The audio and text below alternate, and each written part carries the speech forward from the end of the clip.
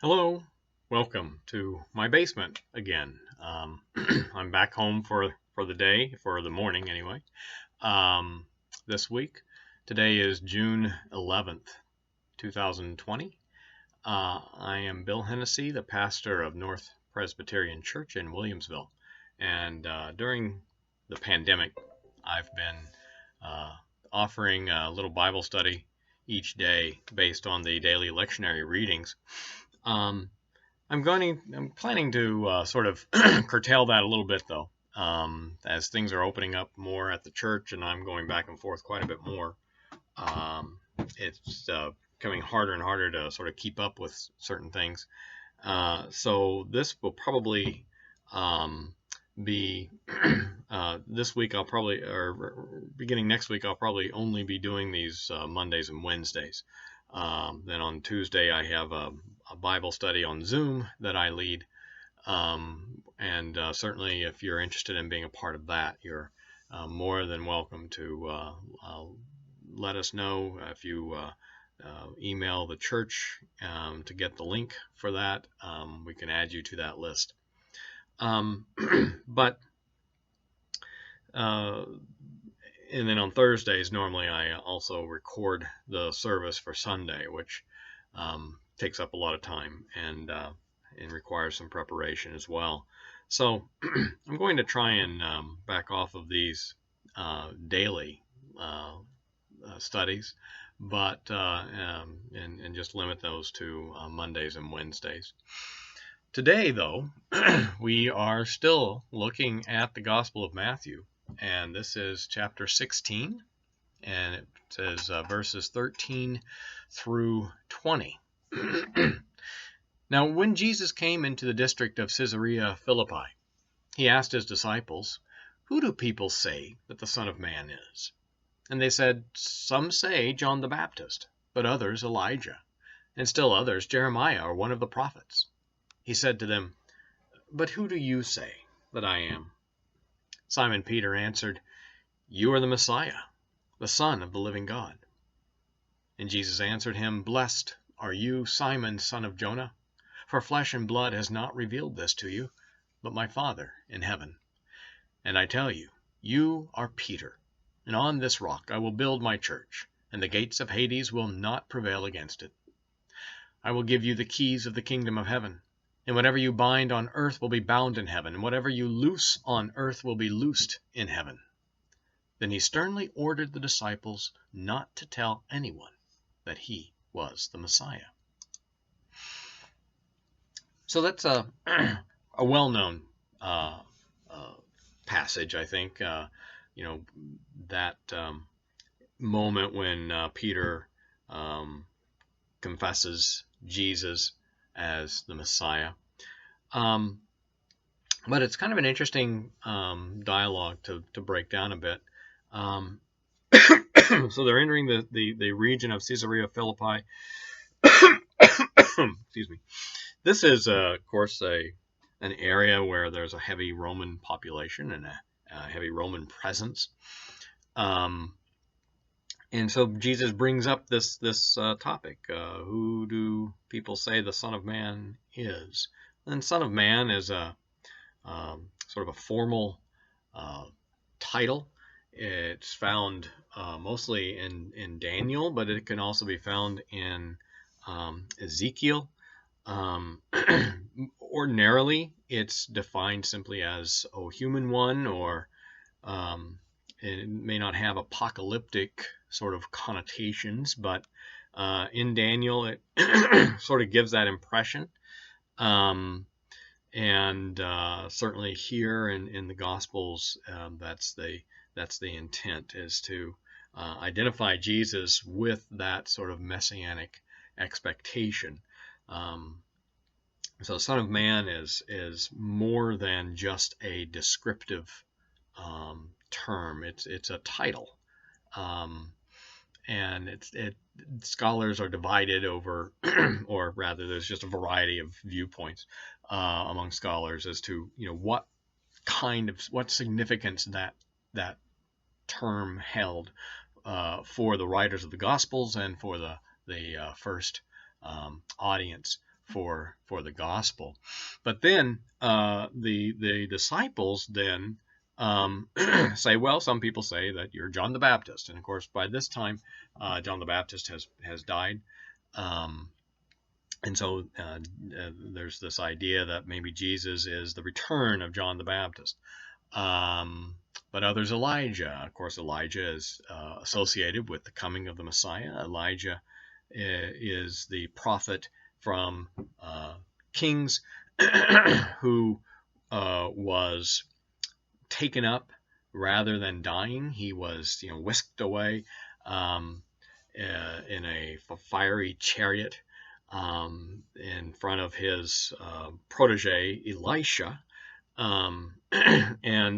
So the return of Elijah has always been part of Jewish expectation and lore. During Passover, there's always a place set for Elijah. And the table or the door is left open at a certain point during the service to allow Elijah to come in. And it has symbolic meaning. This idea when Elijah arrives, that's kind of going to be this moment of truth. And in Jewish thinking, Elijah is always arriving, and the people are always sort of alerted or on alert for that. So we're always sort of called to be vigilant and to be aware of that we live always in important times, and so the presence of God is always calling us to look closely at our surroundings and to respond in ways that will make the way suitable for Elijah to come and usher in the Messiah. So Elijah or Jeremiah. Of course, Jeremiah is one of the prophets in Hebrew Scripture, the prophet who was operating or ministering just before the people were taken into exile into Babylon. Jeremiah predicts the eventual sort of new covenant that will be established, where the law is written upon our hearts, and there's no longer any need for the written Torah, that it will be already sort of ingrained in us. So again, it sort of points to a sort of idyllic time in the future. So those are some of the associations that would have made sense, certainly to the audience of this gospel, and associating Jesus with these prophetic figures is a way of pointing to the significance of his ministry and the things that he's teaching and doing. But then he asks that all important question that we all have to face: who do you say that I am? So, who is Jesus for us personally, rather than Jesus as a symbolic figure? What is our personal relationship to Jesus, and how is that expressed in the world? And Simon says, "You are the Messiah, the Son of the living God." So he recognizes Jesus as the one for whom the world was waiting.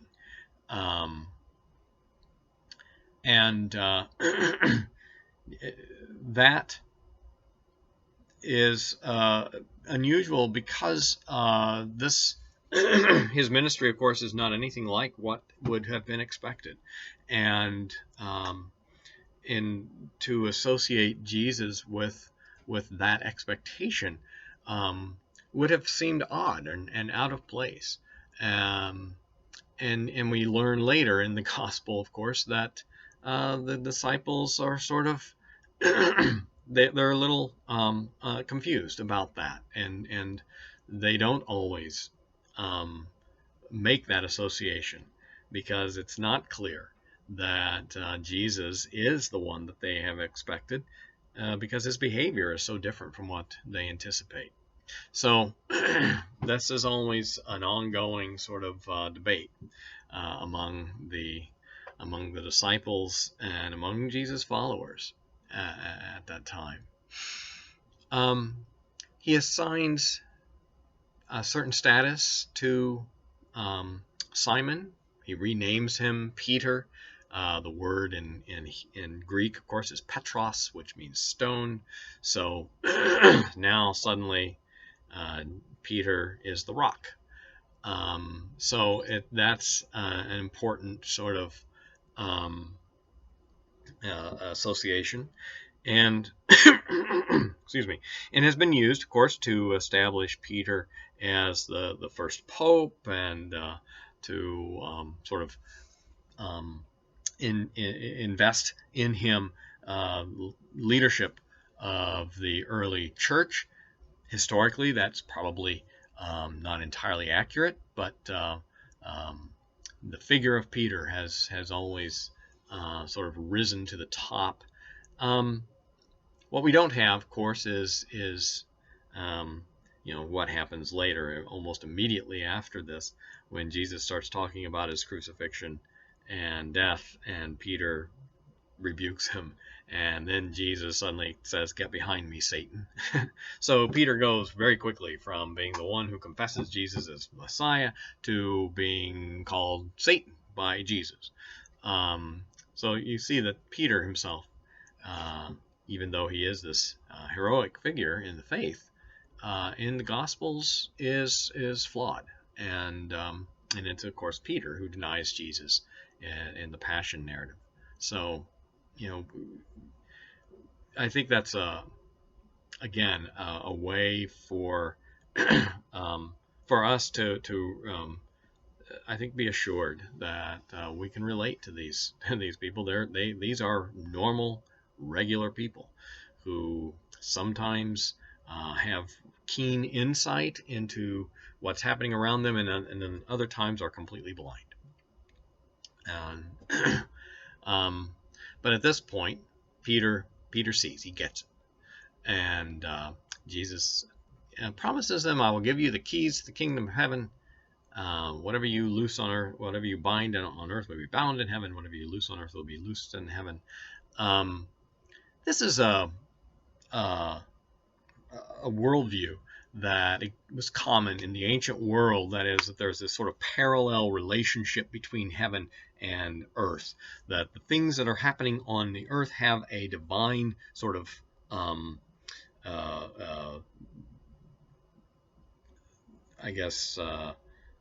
counterpart that are happening at the same time. And so everything that's happening around them, in real life, is interpreted in terms of divine life.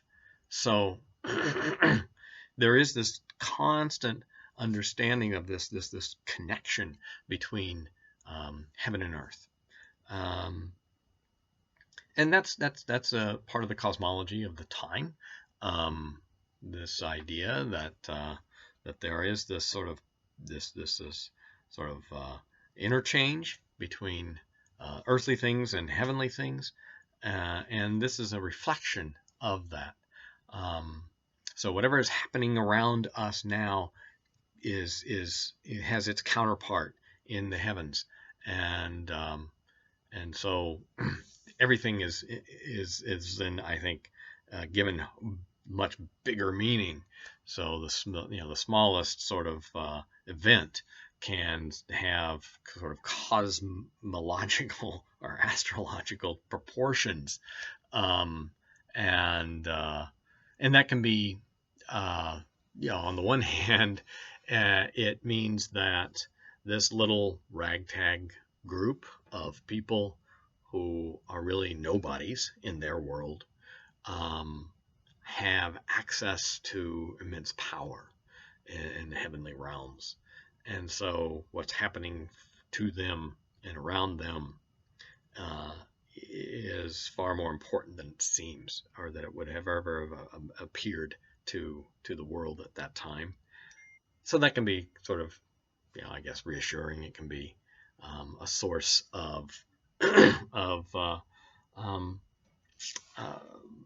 inspiration. On the other hand, it can also be destructive, because if we infuse the events of our time and our moment with universal meaning, then there's no limit to what we might be interested in doing in order to accomplish our purposes. And sadly, that has led to a lot of violence in the world. When you believe that your cause is heavenly, is not just ego-driven or driven by a desire for power or land or resources or whatever, but is the cause of God, well, suddenly all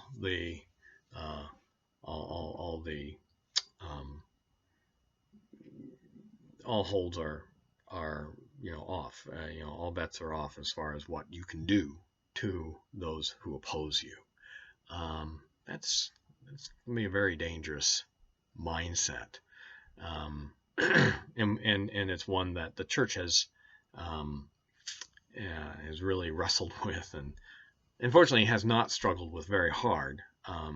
Sadly, too often the church has sort of assumed that whatever its intentions are in the world are God's intentions. We need to be careful of that. And the story of Peter perhaps is a good cautionary tale about that, because he goes very quickly from the one who confesses Jesus as Messiah to the one Jesus accuses of being Satan.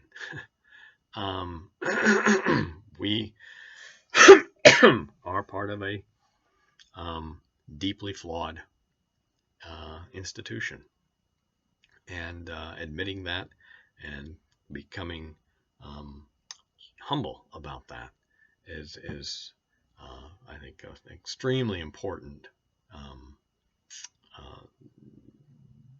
enterprise for us. And this kind of authority that Jesus hands to Peter can be a little too tempting, when we have to be careful. So that's the Matthew passage for today. It carries within it some very deep insights into the character and nature of Jesus, but also perhaps some cautions for those who would invest too much authority into the church and into our cause. So I'll leave you with that, and encourage you to continue studying this portion of Matthew's Gospel. And I will see you again on Monday. I hope your weekend is a good one. It seems the heat has finally broken, which is nice. We only had a couple of days worth, but it was pretty intense yesterday. But today it's a beautiful day, and this weekend should be lovely, and I hope you enjoy it and you remain healthy and well, and are caring for those around you in the best way you can.